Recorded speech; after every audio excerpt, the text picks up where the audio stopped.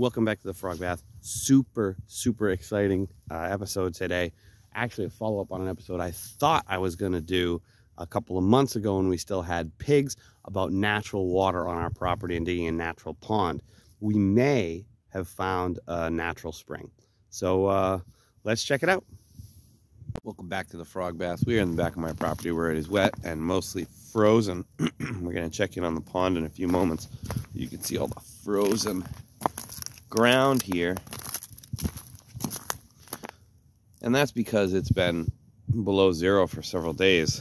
But if you come back over here, look, that is unfrozen, very slowly moving water. So let's pull out some of this. Let's see what we have. Oh, that is unfrozen water, which can only mean one thing, folks: more hidden water sources. We are going to have to investigate this.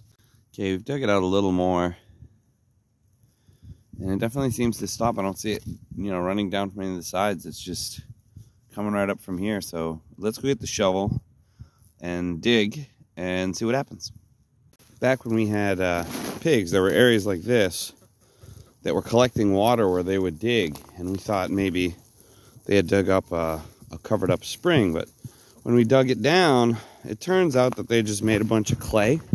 So there's no water underneath it. There's no source of water that is too warm to freeze that's moving.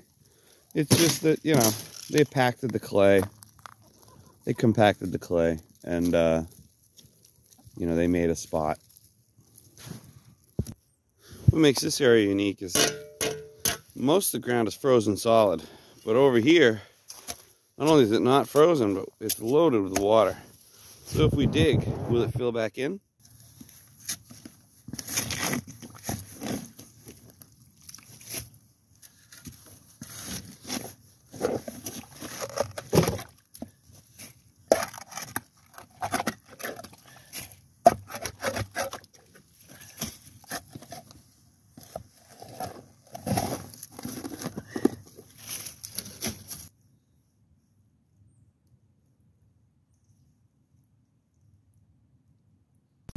So this is super exciting. We went and took care of our chores, the animals, and now we're back.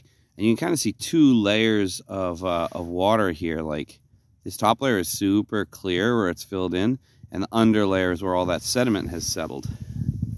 Doesn't really come through in the video, but this is super exciting. This means that we may have a natural water source here, and we'll be able to build a small little natural pond down here for water for animals and the garden and everything.